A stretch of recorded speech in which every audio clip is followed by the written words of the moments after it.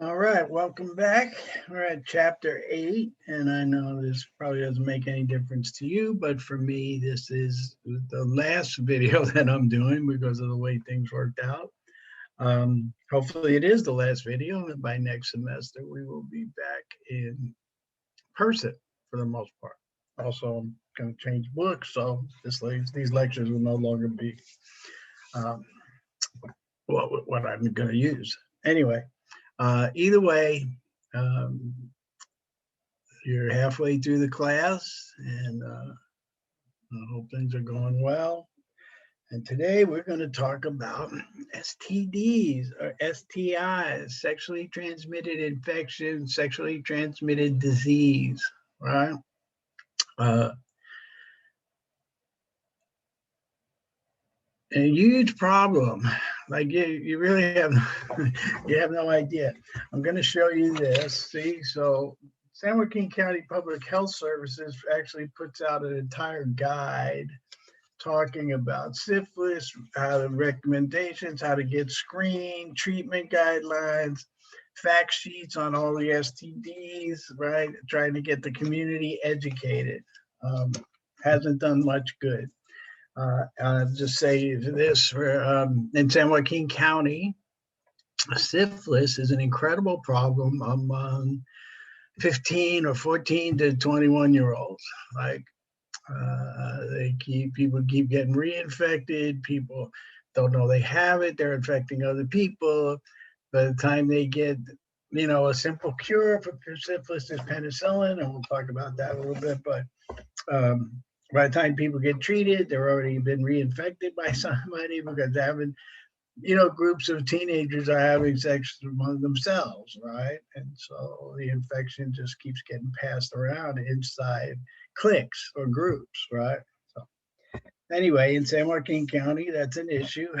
I'm sure it's an issue elsewhere too, but right, I just wanted to talk about that because of where we live. So many of you may be in that age group or just outside that age group, which is still, a problem. So as usual, I'm just going to pull up the slides and go through chapter real quick, and that'll be it.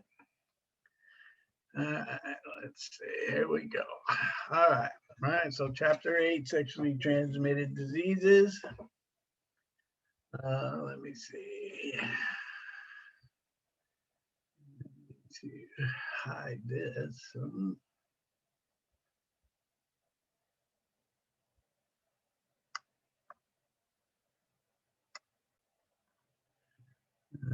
Let's see, here we go.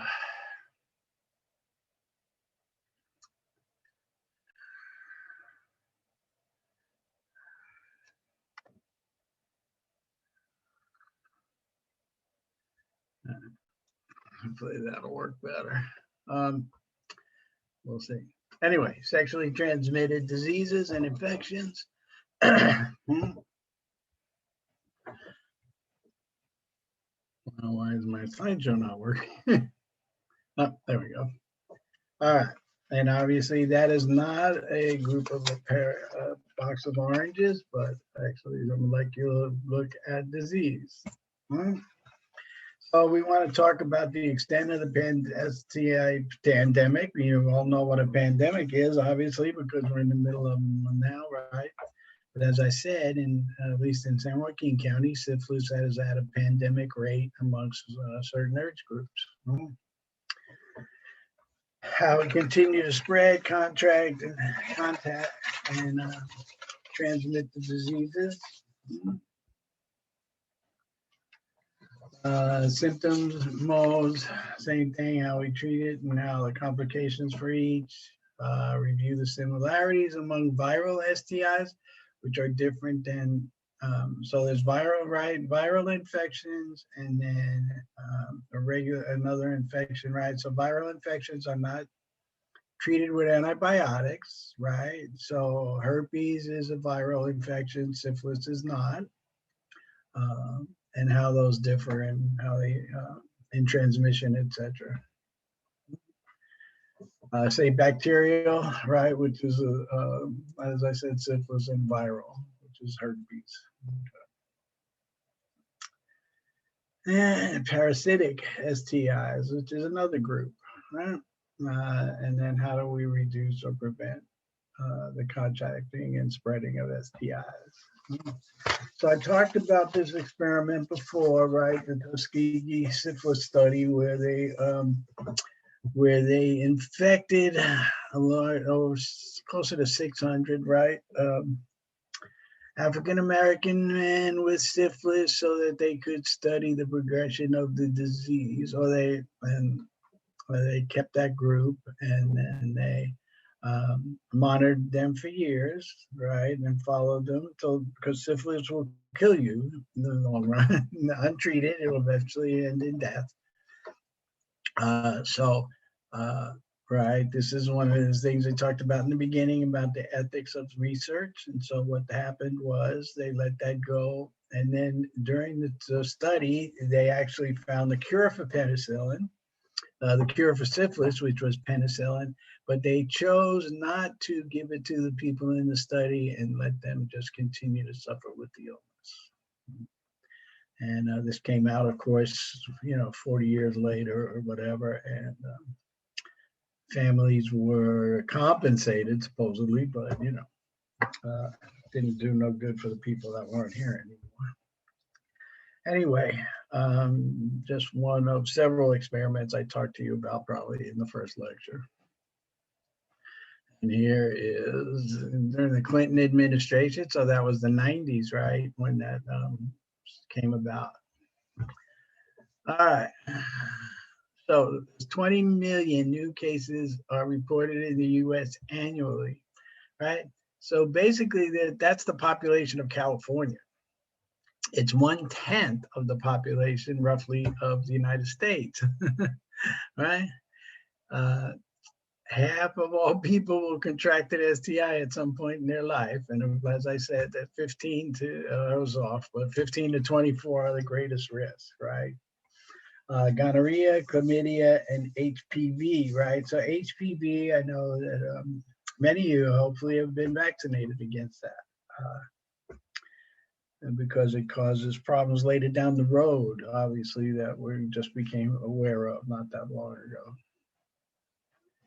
Right. So here's how the thing reports, right? So this is through age groups. So out of 334,000, basically 335,000 cases are going to be reported, right? 15, the largest groups with 20 to 24. Same with chlamydia. 15 to 19 are the next largest groups, and the scale goes down as people get older. Right? Which makes sense. You have multiple partners probably during this period of time, and as gradually changes as you grow older and settle down often with one partner. So HIV and AIDS, basically the same, a transition of the same illness. If you talk to real people in CDC, there is no such thing as AIDS. AIDS is just a term used when your infection level reaches a certain rate. Of course, now today there's much better medication for the treatment and of AIDS, but in the 70s, long before you were born, in the 80s, people were dying rapidly, and it became a huge issue. And another unethical part of the United States, because it was the gay disease, people didn't really, the people in power didn't really much care about fixing it. So some STDs have no symptoms that you would notice, but you still have it. And then, of course, without sex education, prior to you having sex, people don't get it, right? And they depend again on the information of their peers, which is usually totally inaccurate. Right. So some of the things that happen, of course, is they create negative emotions about sex if you've been infected, right? Some of it is, due to poor communication, which we know causes a lot of sexual problems. And then, of course, people that drink and use are at higher risk because they don't necessarily take the precautions that are required. So, sexual STIs are transported used typically through bodily fluids, right? And so that's it. And then in the book, there was the self-discovery STI risk scale. So how much of a risk, how are your sexual practices, how much of a risk are they putting you in? Alcohol leads to poor sexual decision making and is a major influence on risky behavior, not bad behavior, risky behavior. So here's a table of myths and truths about do's and don'ts, right? As we said, most of this stuff you've heard from your friends. You can't get it the first time, right? It's no big deal. Infections are easy to treat, blah, blah, blah. But we know that some of them are lifelong and deadly. So here we go. You have viral infections, bacterial infections, and parasitic infections, which is basically any kind of infection you get is under those categories. So herpes is a virus, right? Genital herpes is a virus.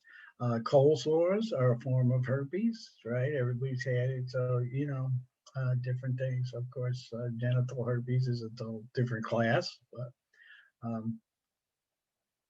so you need an antiviral treatment. There is treatment for it, of course, but you need an antiviral. And herpes, you get contract pretty much for life. It's not a cure. You treat the outbreaks when they happen, but it could continue to happen through your lifespan. And here's what it looks like. I don't need to go on. HPV is a virus, right? So the genital warts, but as I said, there's a vaccination for this now, and most children, at least my youngest children, were vaccinated. The older ones didn't have that opportunity. More pictures of what I don't want to touch them. So getting PAPS tests, taking care of your sexual health as part of your routine is very important. Hepatitis B is a virus. It's not an STI, but it certainly gets transmitted the same, right, through a bodily fluid. This is one of the outcomes, the jaundice. When we talk about jaundice, because your liver is creating so much bile that susceptible parts of your body turn yellow. Then HIV and AIDS, right? As I said, it started as the gay disease back in the 70s. I remember I was living in San Francisco, and it was a gigantic issue, of course, because of the large gay population in that community in that city. So, as I said, it went.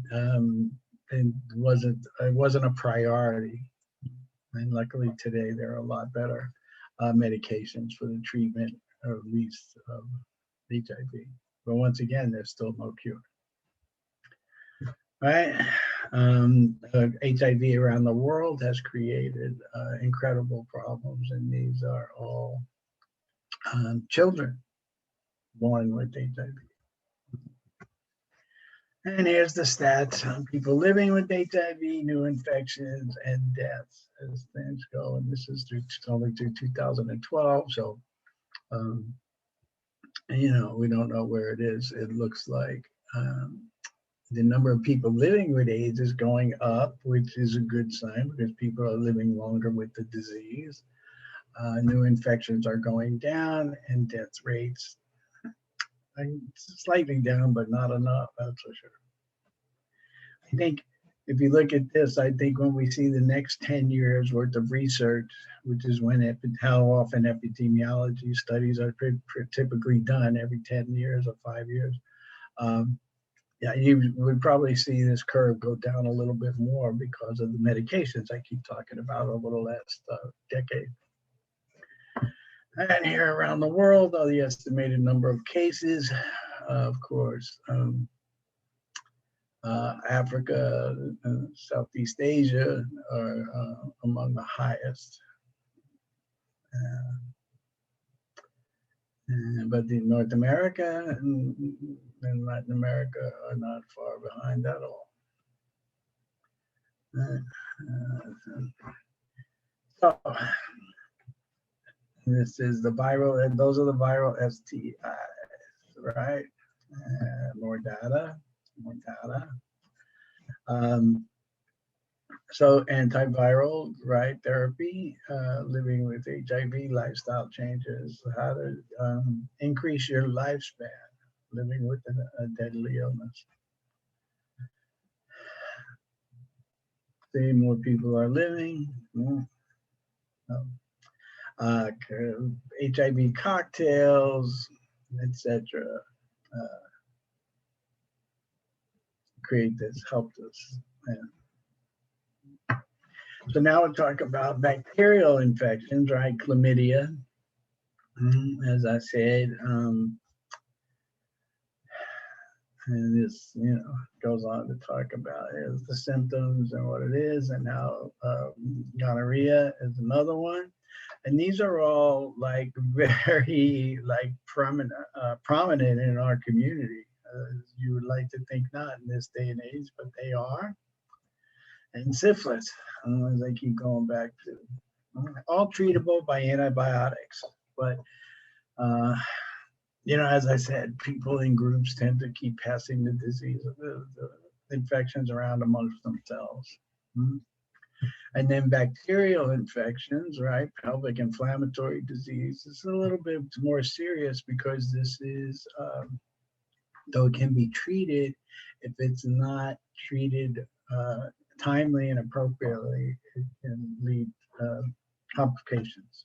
And then, of course, lice and crabs, right? Parasitic STDs, what we typically call crabs, right? Lice, of course, is in our, in school when you were younger, probably more, right? So if you don't feel the symptoms, how do you get treated? How do you do it? And when you do start feeling symptoms, do you go get treated, right?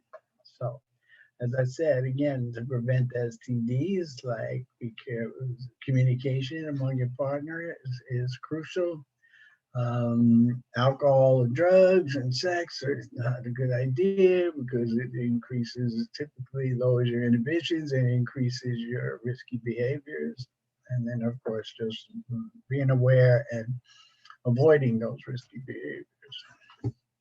See, friends don't let friends have sex drunk, but that's just doesn't seem to be the pattern, right? When you're out in the bar and you meet somebody and your friends are all happy for you instead. And the next thing you know, that person shared something, gave you a gift that keeps on giving.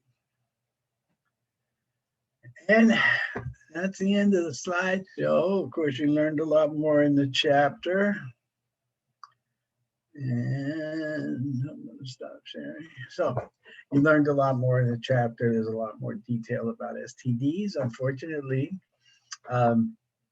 in class, I have a great, what I like is I have a online electronic STD Jeopardy game that we usually play in class, but of course that's not an option now. So that's it. Chapter 8, moving on. As I said, we're halfway through. Hope you're doing well. And as always, if you need something, please feel free to reach out to me. All right. Look.